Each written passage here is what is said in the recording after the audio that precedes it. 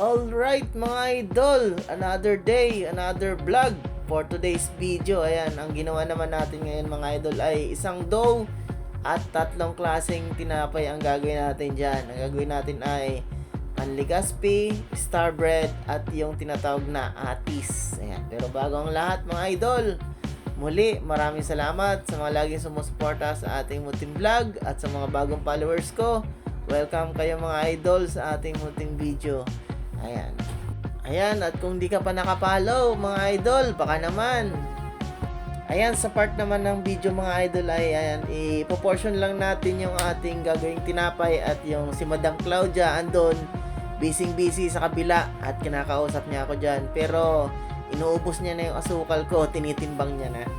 Ayan, i-shoutout ko si Madam Claudia na nagtitimbang ng aking asukal.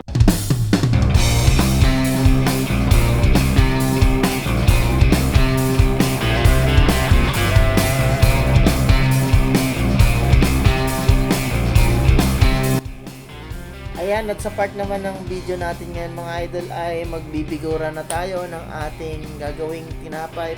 Ayan, medyo matigas nga pala yung ating masa dito mga idol, kaya sigurado mamaya lang ay masasakit na ang aking kamay sa pagpigura.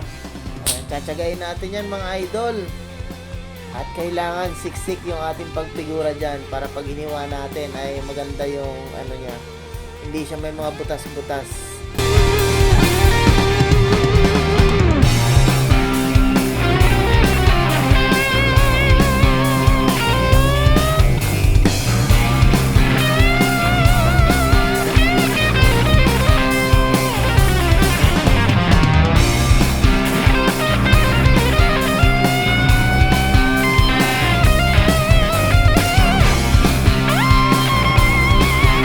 Habang nagbibilog nga tayo dyan mga idol, samantalahin ko na yung pagkakataon. Yan, papasalamatan ko yung ating star sender na si Leia Handayan Medina. Ayan, shoutout sa iyo idol, God bless sa iyo.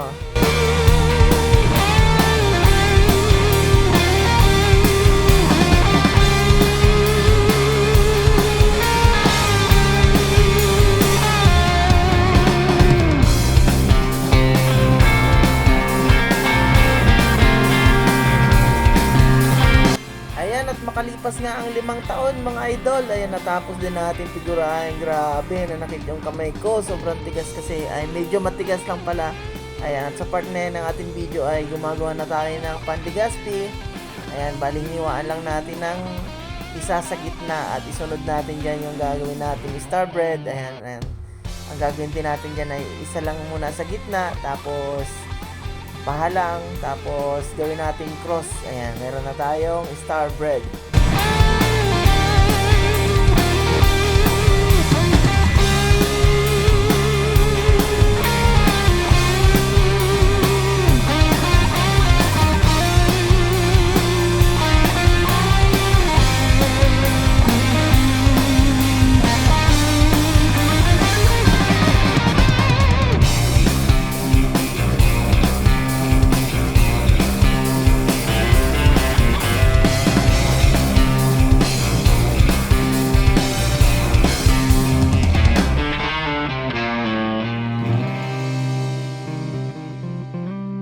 Ayan mga idol, after kong mahiwaan yung ating mga tinapay, ang ginagawa ko naman ngayon ay streusel. Bali, ang timbang niyan ay 500 grams sugar, 500 grams first class, then 200 grams na margarine.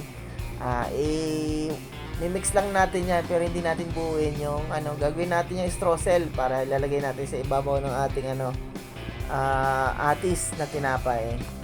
Yan din pala ang ginagamit kong pang-coat doon sa ating cheese bread at sa ating butter donut.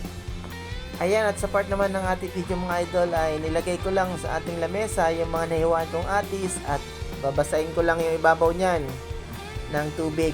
Ayan, para hindi na tayo pa isa-isang sausaw, tapos ibubuhos ko lang dyan para siguradong makoat talaga lahat yung ating tinapay. Then sunod ko nang babasahin din yung ating ginawang star bread.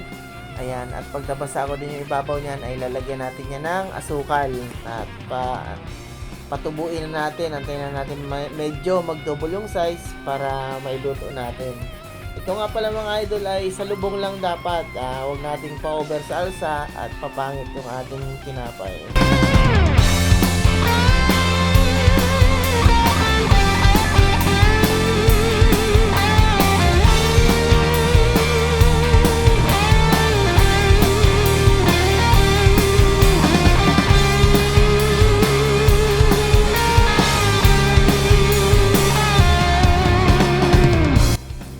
at kung nakaabot ka sa part na to ng ating video mga idol, sana kalimutang i-like at pa-share na rin ng ating video. Magkita-kita tayo sa susunod na video.